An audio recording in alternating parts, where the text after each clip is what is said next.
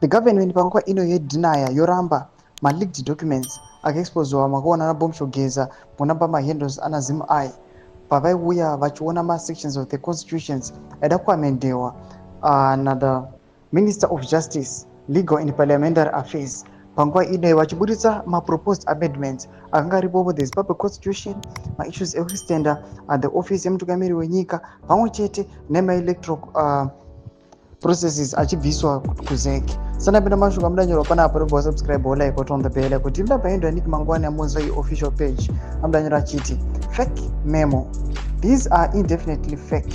When the correct ones are generated, it's done openly and shared publicly. After all, lawmaking is public affair that involves public deliberation, participation, and scrutiny.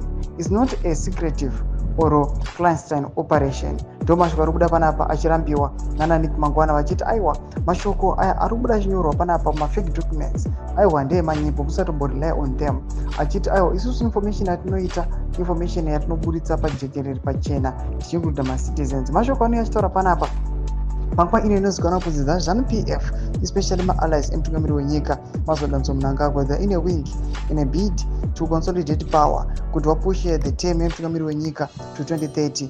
Chitiko chiri kuoneka munyika yeZimbabwe panguva ine kuti panapa vachiona their plan ichiratidza kuti yafaila after these documents have leaked and bombshogeza avaendera kumberi auya akakola up for shutdown. Zvinoratidza kuti these guys what they have planned panguva ino zvoita sezvaita asetback zvikadzosera kumashure. Mashoko atiri kuona panguva ino vaniki makaona vachirapa madocuments aya vachiti aiwa madocuments aya ndeye manyepo ndeye fake, don't rely on them. Chiri kunyatsa kunoka kunzi aiwa ZANU-PF panguva ino iri kukonzeresa zvayo chaos munyika yeZimbabwe. Tudze mafungiro enyu muri kudii pamusoro pechitiko ichi. Pinda comment section medu tudze mafungiro enyu. Musana subscribe or like, turn on the bell icon.